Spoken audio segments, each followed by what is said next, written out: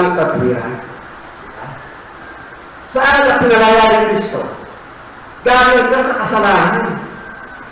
Sa kasalanan ng iyong pinanggalingan, si Kristo ngayon dahil may pag-ibig sa atin, inaalis po tayo sa gawang kasalanan.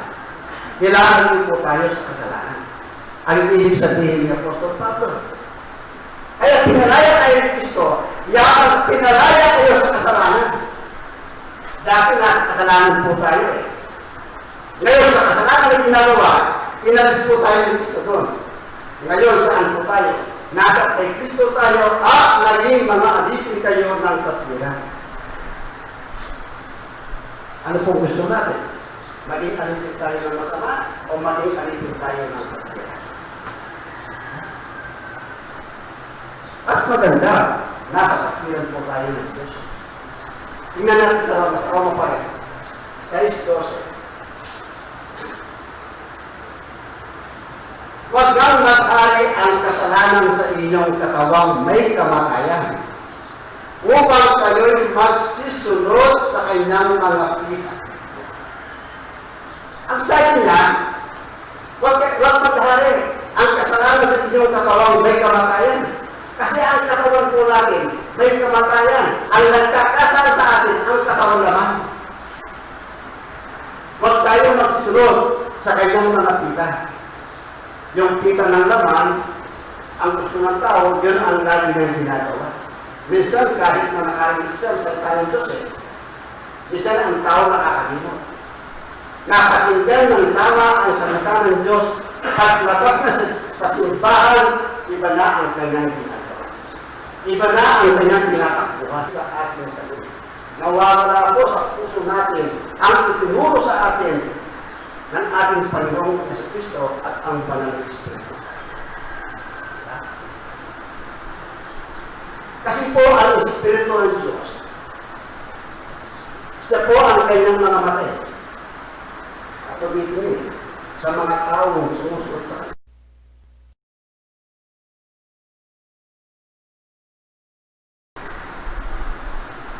At huwag din naman ninyong ihandog ang inyong mga sangka sa kasalanan na pinakakasangkapan ng kalikuan, kundi ihandog ninyo ang inyong sarili sa Diyos.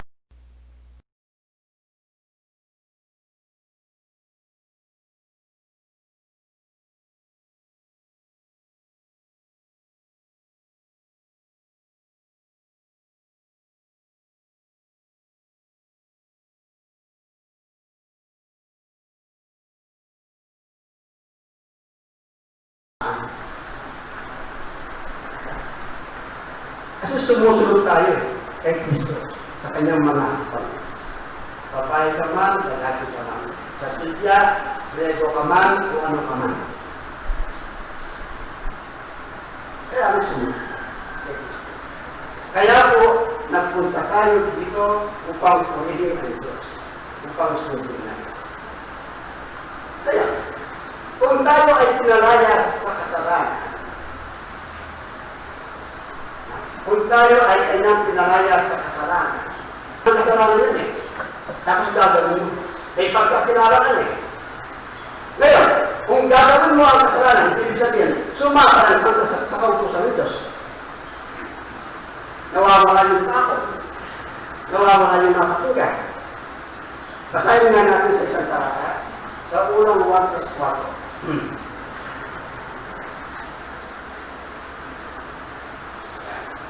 Ang sinumang gumagawa ng kasalanan ay sumasalansang din naman sa kautusan.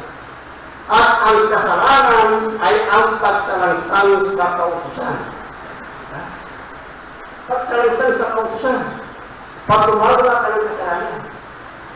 Kaya nga, nandito tayo sa sulat ni Apostol Pablo sa 5:1, pinalaya tayo ni Kristo sa kasalanan.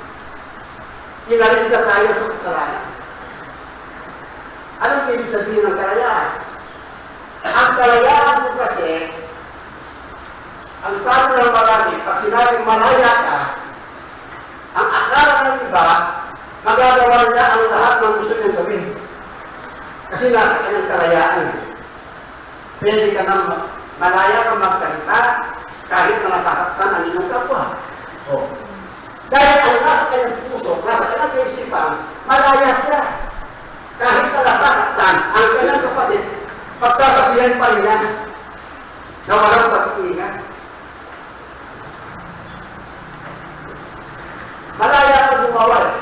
Pagkatapos mong magsimba, dahil ang alam mo may kalayaan ka, pagkatapos mong magsimba, pagtalikod mo, saan ka nang pupunta? Dahil nasa isang bagay na kasamaan din. Nandun ka sa Sungkalan. Nandun ka sa San Fernando. Gawa ko lang naman yun eh. Si Kristo, inaalis po tayo dyan. Diba? Yun ang totoo eh. Ayaw na tayo gumawa ng masama eh.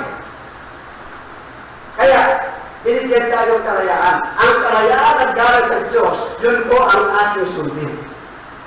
Ang kalayaan yun. Hindi, sige malaya ka. Sige, magagawa mo ang gusto mo. Magsalita ka sa gusto mo sabihin. Pakinggan nga natin ang Efeso 4:9. Ito po nakasulat.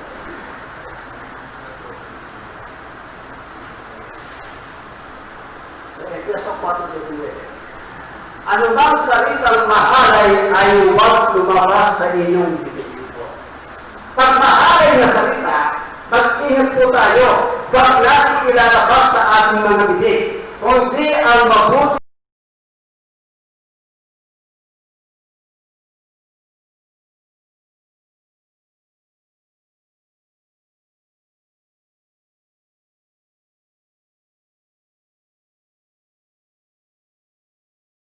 binigay sa atin ng Diyos. Huwag ang kalayaan ang binigay ng tao. Kalayaan.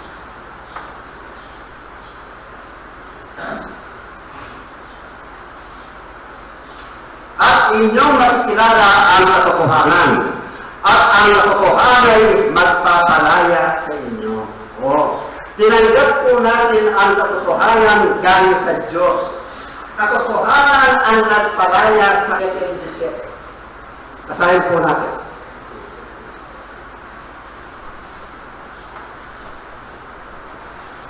Pagkapanalin mo sila sa katotohanan, ang salita mo'y katotohanan. Tinapanan tayo sa katotohanan, ang salita ng Diyos ay katotohanan. Siya nawa ang manatili sa ating mga puso. Kapatid, ito po ang panghuli. Huwag natin gagamitin ang kalayaan sa paggawa ng kasalanan. Huwag natin gagamitin ang kalayaan sa paggawa ng kasalanan. Tatasa po tayo sa Biblia. Ito po ang kalayaan na ayaw ng ipagawa. 13. 5:13.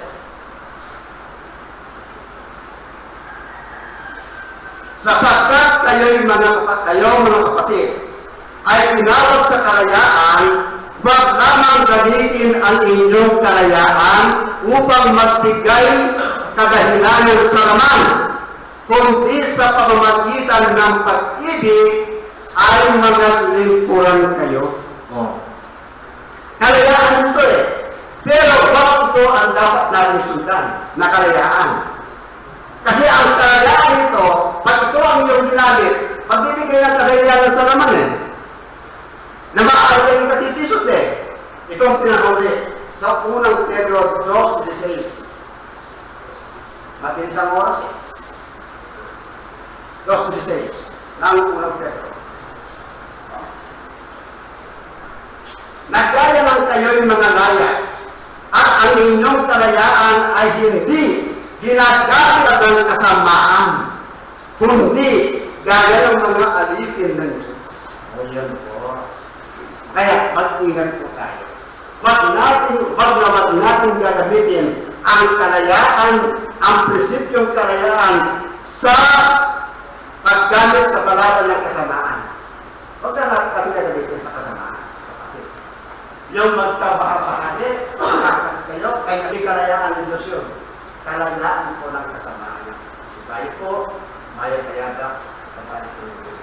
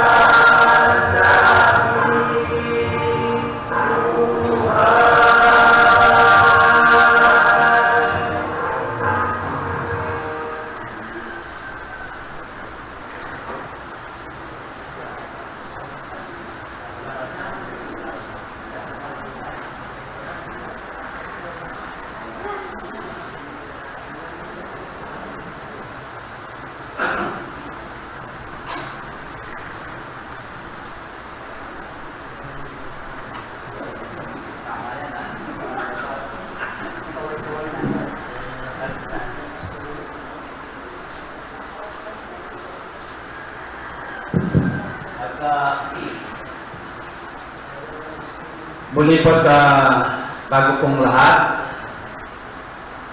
nais ko pong bumati ng mataas na papuri sa Diyos Amang nasa langit. Ako po'y nagagalak ngayon dahil sa tagal po natin hindi na nagpapagulong. Labs lang po ako nagagaraw po ng Sabat na ito. Kami po aking anak na nakarating dito. Kapatid ko po, tayong nag-aaralan at sinusunod na tema ko.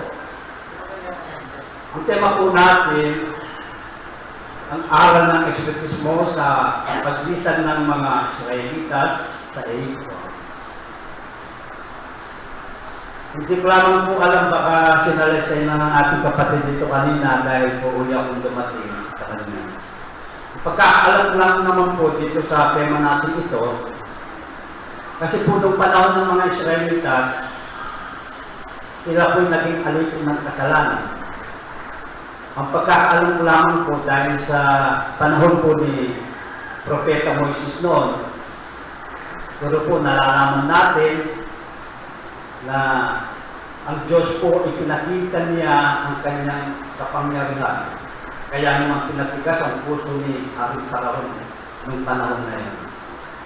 Para lamang po makilala ng lahat ng tao ang kapangyarihan ng Diyos. Kaya po mga kapatid, tunay nga po, napakasarap pong mag-aral.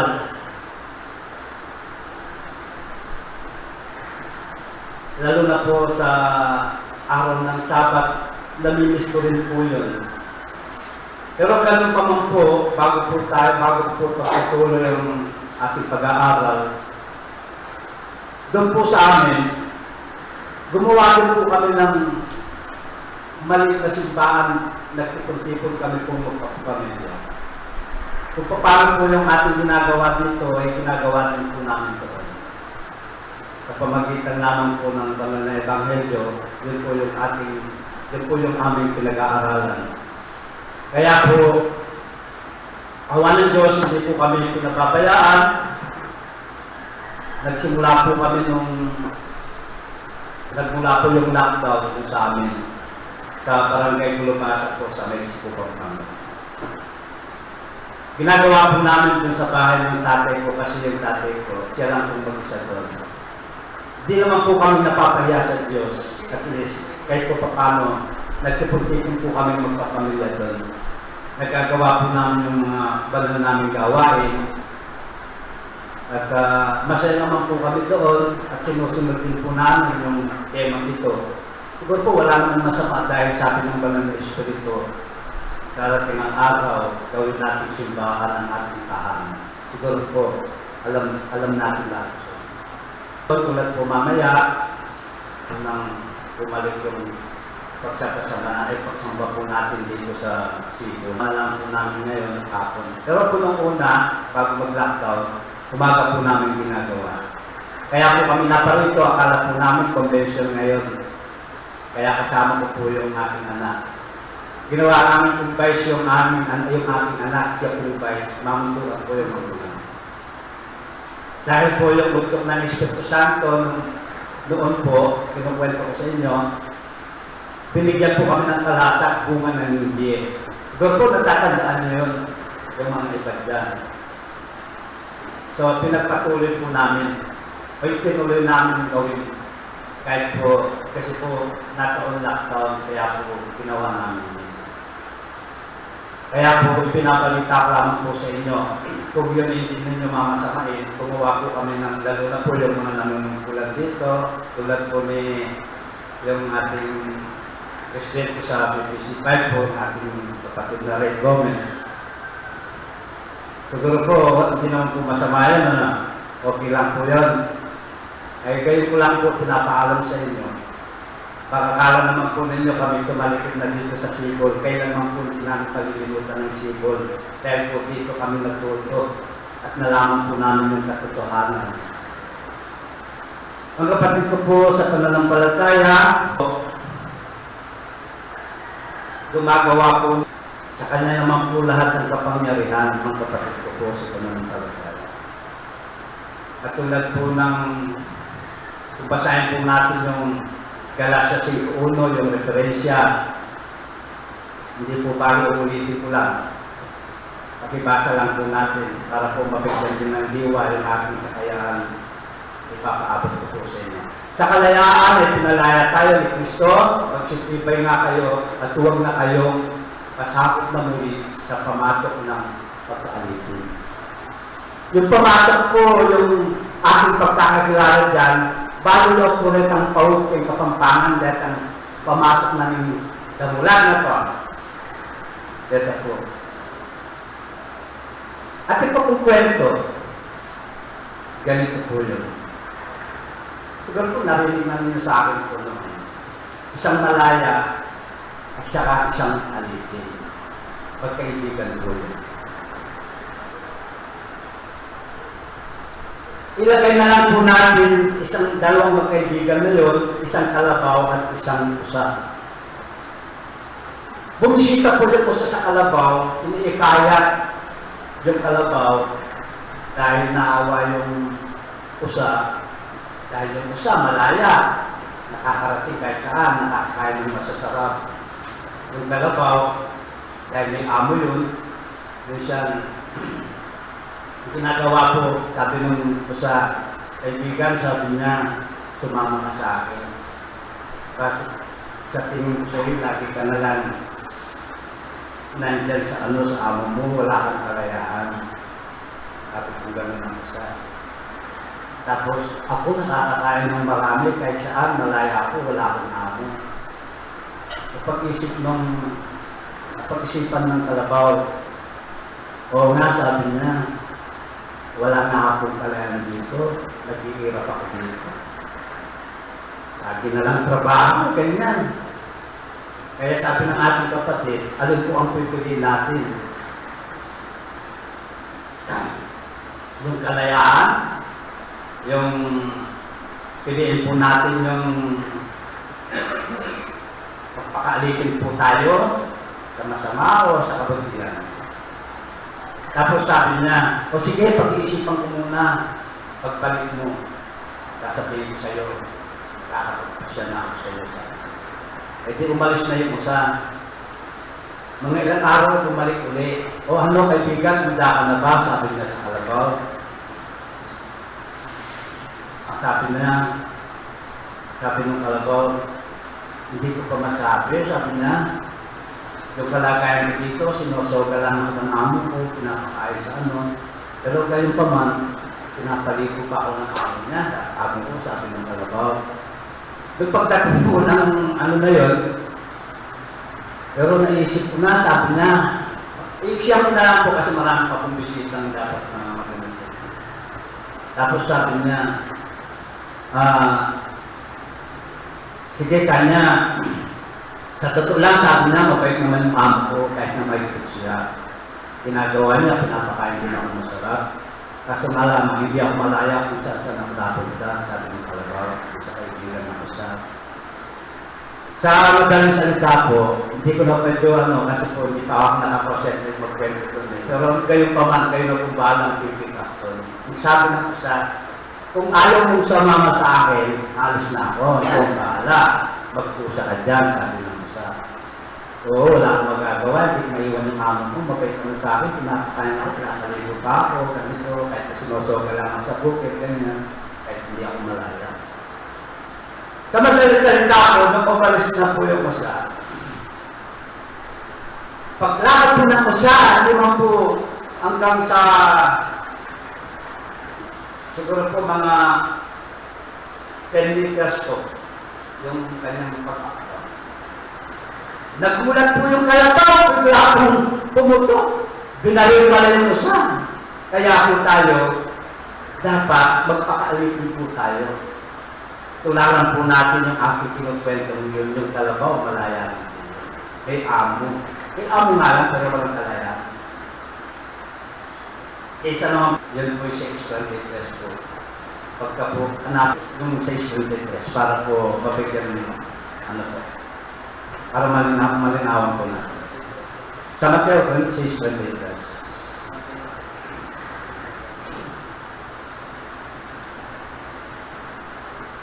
Datapwat hanapin mo ng inyo ang kanyang kaharian at ang kanyang katulad. Kasi yung magpasakot po tayo sa Diyos talaga para po tayo kasi po pinalaya na po tayo ng ating Panginoon Kristo. Dati po kasi tayo hindi pa gano'ng nakakakilala sa ating Panginoon Diyos, yung kanyang sa tunay na po buhay dyan, kung basahin po natin, dahil po pinalaya na tayo, kung saan po kasi naroon ang Espiritu ng Diyos, dahil po sa ngayon, nandito na po tayo sa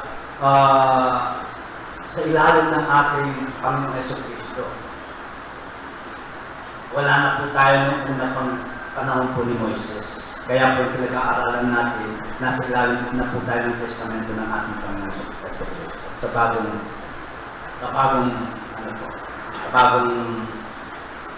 kasulatan. Kaya tunay nga po, sinasalita ng ating Panginoon, walang kamatayan po, makakita tayo ng walang kamatayan. Kapag po tinupad natin ang kanyang salita. Hindi po tayo makakakita ng kamatayan magpakailan. Yun po ang nakasaad sa kananayan. Dahil po kung nasaan po yung Espiritu ng Panginoon, doon po may kalayaan. Kaya, pinapatunayan ko po sa inyo, tayong lahat ng naniniwala sa salita ng Diyos dahil po yun ang kahit na katotohanan. Tayo po ngayon ay binago na po tayo ng Diyos. Tayo po sa pamagitan po ng ating pananampalataya. Kaya sabi po ng binasa ng ating kapatid kanina sa 1:8-32, pasahin po natin. Ulitin ko lang po. At inyong makikilala ang katotohanan at ang katotohanan ay magpapalaya sa inyo. Kapag po nakita natin o nakilala ang katotohanan, hindi na po tayo talagang magkakaroon ng kamatayan. Makikita po natin. Ilipat po natin sa 51. Sa 51. 8:51. Katotohanan sinasabi ko sa inyo, kung ang sino man ay tutupad ng aking salita, ay hindi siya makakakita magpakailanman ng kamatayan. Yun po ang tayo po ba'y naniniwala? Kapag po ang Espiritu ng ating Panginoon ay nasa atin, meron po tayong kalayaan. Sabi po ni Apostol Pablo, sa 3:17, pasahin po natin, sa pangalawang Korinto.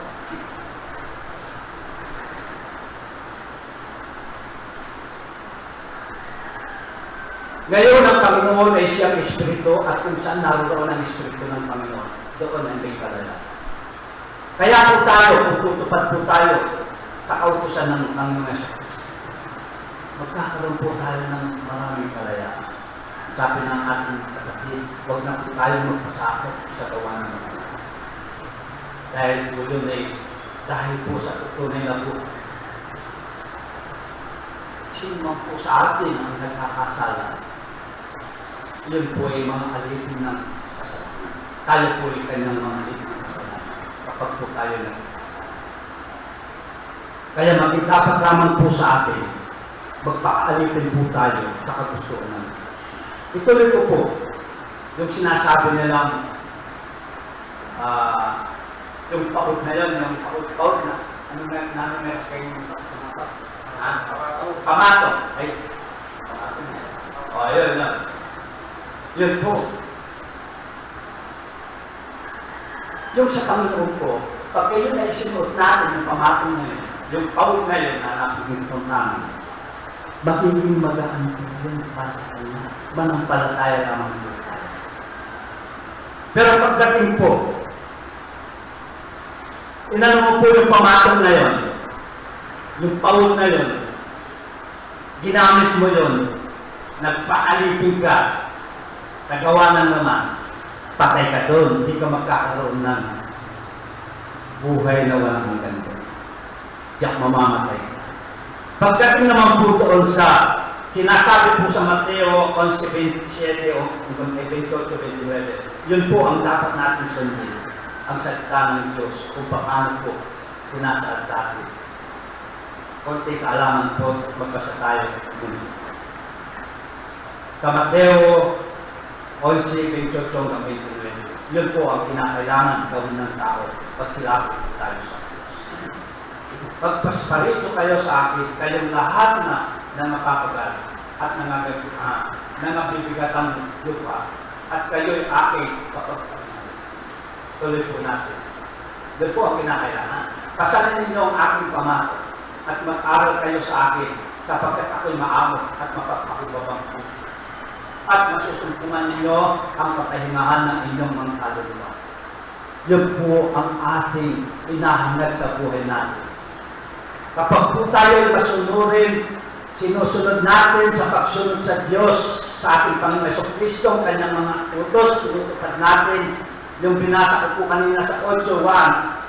Sa 1:8, yun po ay mapapasa atin. Hindi na po tayo makakita ng kamatayan. Kasi po, kapag nakaiwalay tayo sa ating Panginoon Jesucristo sa kanyang mga utos, hindi tayo tumatalima. Kailanman, palagi po tayo araw-araw nakakakita ng kamatayan. Dahil po ang gumagawang kasalanan, ang kabayaran po ay kamatayan. At ang hindi ko nalaman po, marami pa po ang dapat kong kakaluwanan at pagbigay ng mensahe sa akin. Marami pong salamat sa Diyos.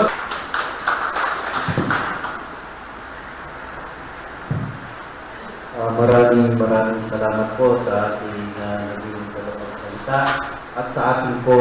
At ang ating pong oras ay meron pang isang magbibigay po sa ating sentro, ang ating pong kapatid na pagbulit po ng PBC 5. Si Edgar po.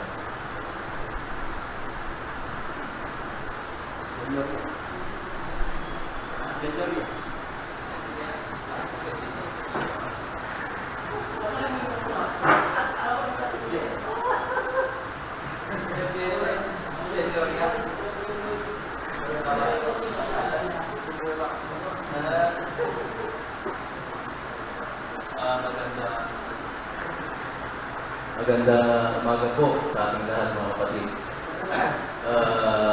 Sa harap nito dapat po ay mention natin, pero dahil po sa kasailanan na yung mga kasama natin ibang sentro hindi makakarating, kaya po ito pong local na pagpili po ng ginawa natin po.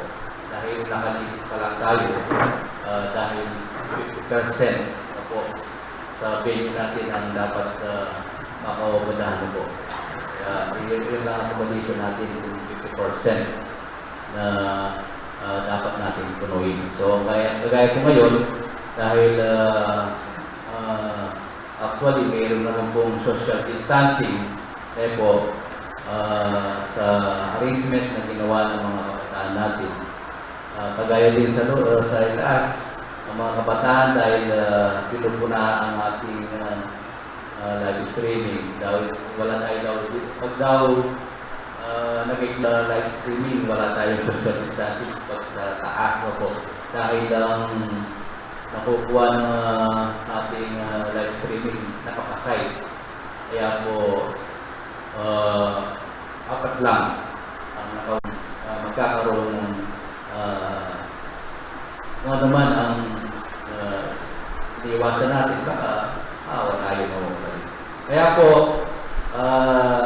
kanina narinig na natin sa ating mga kapatid ang paksa po, ay kung saan ay kanilang binigyan diwa. Kaya siguro kahit hindi na po ako tumalakay dahil sapat na po, at least kasi sinasabi natin madali lang ating gagawin pagkukulong na ito. Hindi pa talaga 100% ang ating ginagawang programa. Kaya ang pahalala lang siguro mga kapatid sa susunod nating pagkukulong, malalaman natin sa katapusan kung talagang sa kung kanila bang gagawin ang kanilang pagkukulong. Sabi ko, kailangan sumunod lang tayo sa patakarang pinahiral ng ating gobyerno. Opo. Kasi kung tayo lalabag, kahit na matuwid ang ginagawa natin dahil lumalabag tayo sa batas ng tao, ay hindi rin binibigyan ng o hindi niya patutunan ng Diyos kaya katama rin po. Kaya sana po kung kita mo pang pakitipon, lalo pang magsipag niya po ang kanita katamo pong palinasan marahil kaya katamo ng nirasanang ariyan ng kita po. Pasibahay po, salamat at ngayon kaya pa po kaya rin.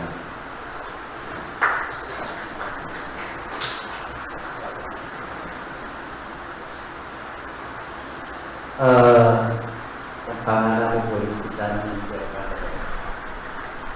ngayon po kinakabang kawan niya ba ayos ang kanan niya po kinakabang kapatid. Yan po kinakabang kawan niya ba tutukita pa mo rin po kinakabang ordinansang pangkawan. Uli na siya tamang makakailangan batas sa payuran na po kinakabang gobyerno. Although makatid mo naman po kinakabang kapatiran, magyaya naman pong guidelines karin kinakamong local center na nung kailangan sanang ikatipunan na po. So, makanya mo naman kinakamong gobyerno. Same as na po, nano po yung ordinance na po ni kinakamong gobyerno, makanya mo naman yung advice karin kinakamong pamunuan, yung kinakamong President General, yung kinakamong interdirektibo. So, kantala pa mo rin po.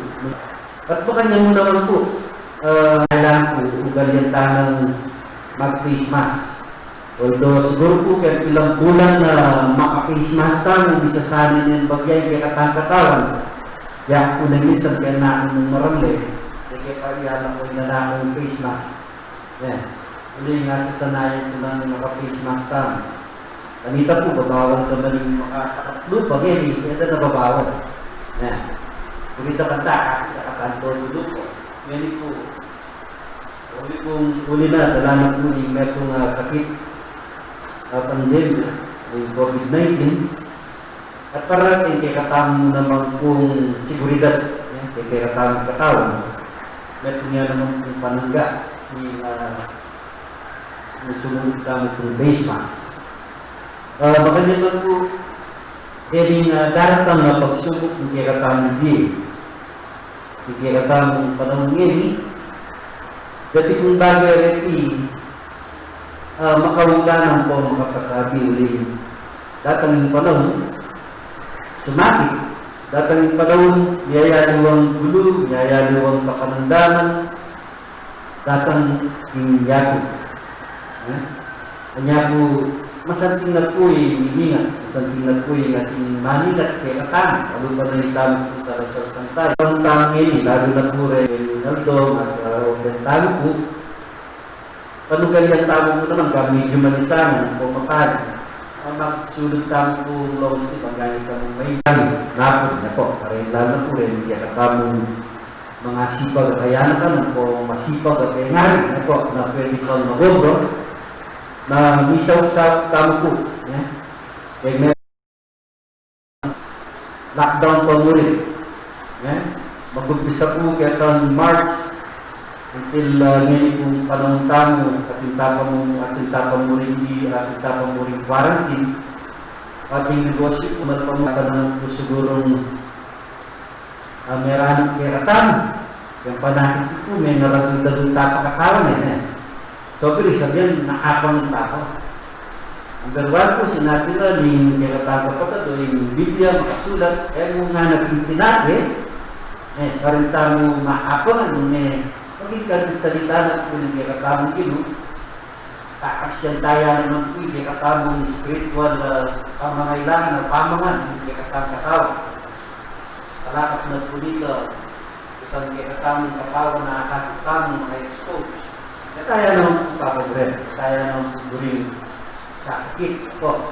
Kakanito, oto ng tamang timong obro, magyari ka ng gamitan, hindi ka tamang sarili po. Sana po kaingatan, kaya tamang pong agan-aganan, talasang tayo, at po po yung kaingatan, hindi ka tamang sarili. At number 1 po, at wantamo Pilipinos, hinggang kung minsan ay tamo ay iwasan ng waltamo. Kaya kami ibalik-balik ang manintunan tamo kasi pwede tamo kung manintunan dahil naliwa natin yung obra. Makapagpagdadala kung gano'n yung natin yung obra. Makapagdadala po.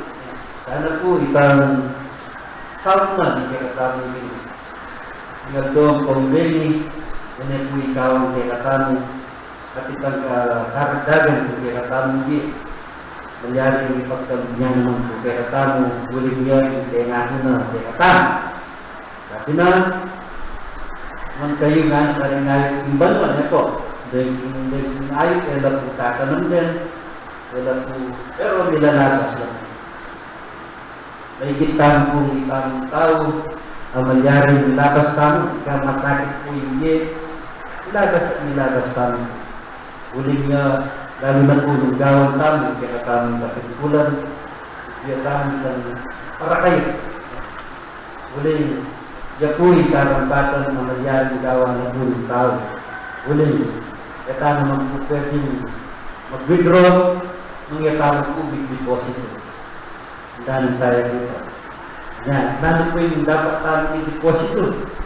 Dapat pong gawa tamang hayap, dapat gawa tamang makawili-wili. Yung panimanmanan hindi kaya katamang din. Yung luguran ni, hindi ang kapatad. Luguran tagal, hindi kaya katamang kapatad. Yung kasal pagkayanan. At number 1 po, yung lugod, mangyaring gawa ng tao kapag nalasakit kami. Uli, yan natin, yung sakit na ng kalintinan nga, ang sakit niya ng buong takawa. Itama kong egad-agalang may kakapatad yung kasal pagkayanan. Hindi ka kapatagtam, hindi ka kaligtan. Ang timong, metong kapamilya, metong anak na hindi katamang tengar, ng mga nanong nakatamang liguran, hindi katamang hilong, o hindi katamang tengar, ang kanyang tamang mo naman kung hindi kakaligtan. Sana po, kaliguran ng kapatid, yung pinalitay ni, yung makanyang na po na hiyag-hiyag, katamang, yung pamagaran, na malyaring bayanan po ng balang nga itong kiratamo. So, rin po kiratamo isaw-saw ngayon nagdong ini 1,170 lang po. So, ila po rin kiratamo isaw-saw. So, ngayon po, ila po rin kiratamo kontauling pagkanakake kayo, kalagaran ng kapatid. Asa lang natin doon po, ikaw sa lang kapatid ni langsawang sasaw. Kaya kiratamo kasal pantaya, magdas kiratamo. Kaya kung kaya tamang pag-iwan, yan yung magdas siksak na natin na po. Yan niya po yung karagdagan ng karatamang sa may pa-habak po.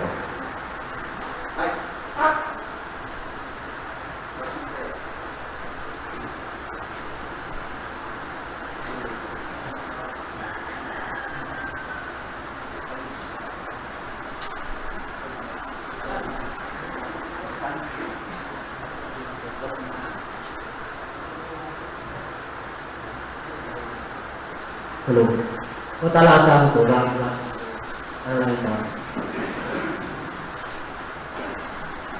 O sasakdalang kagalang-galangan hukobang kitanin pa.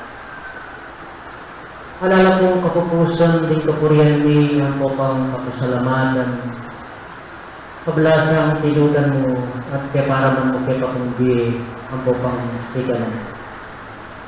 Sumangit naman kong ginore ting agawaning pamagsulang ang pong panikasala at pakatawaran ng kiyasa ko. Ting pablasa ang aking maliyari ng ayaglas. Kareting dapat mumayag kaya kami. Kunay mo po bukod yung kuriyan na pa ang pong samban. Ting kaya kang pangay espiritu ang pong pamakatagwan. Kay bagoy pang gawa niya inetong mapamilipon sa Diyos ko.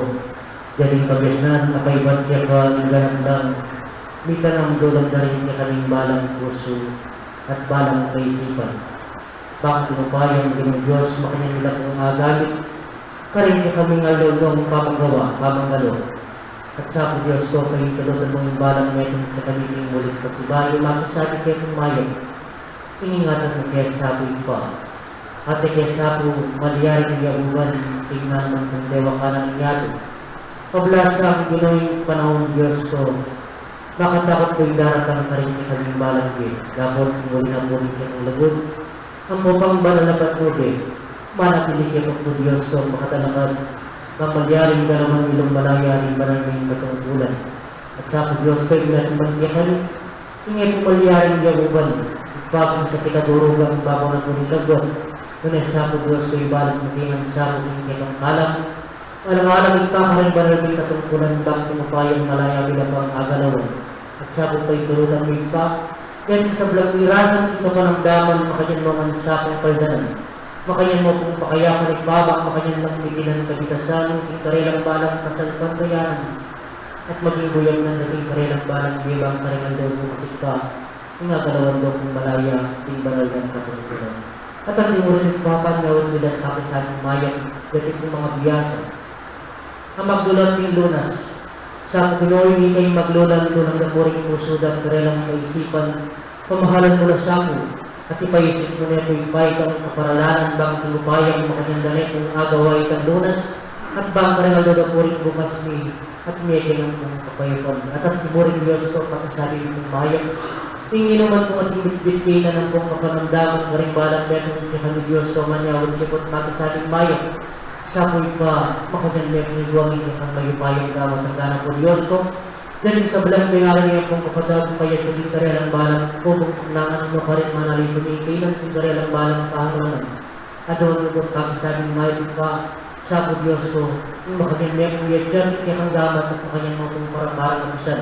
Ang gana po Diyos ko rin sa balang kapatag niya pong pingarin niya ng daywan, kang magdalap ng karagdagang ng ulit na si Bayo Diyos ko. Kung sabi ko yung tulutan mo, ipagkalog na ipagkulitin ang lugod at kami pala ka rin balang beto ng kami. Nakalat mo salamat Pino, hinguli na ulit ang lugod at makapanatili pa po Diyos ko, hindi yung pumusika na sa po Diyos ko rin kayo tugulan ng lugod. Hingulit na si Bayo pa rin kitang kayo bayang gamat, ipanabiling nila ang kore rin kaya kaming balang biyan. Kagong na po Diyos ko rin kaya kaming balang pagkabiyan ka rin ang lugod na sa po rin bukas ni ginonabang ng Diyon, ikatungbiyan ka rin pasan. Takal kong salamat pa. E bilaman kong isa ng pang-salasayan sa Diyos, ilalaman na rin ni kaming balang puso pablasang, ginoy ka po yung manatid ang upang makatagal. Dito ko ilang sama ko yung pagdalangin, matanggap lang ang sako kung ipatibatan yung sablang bagay panalig ni. Tinglang yung ipatong na kong bugtong, ang sa Kristo kaya kaming tagapagligtas, tulong ubang upang kahit ka. Hikya kang banala pangakong mapamatulang yung Espiritu Santo. Yan asa.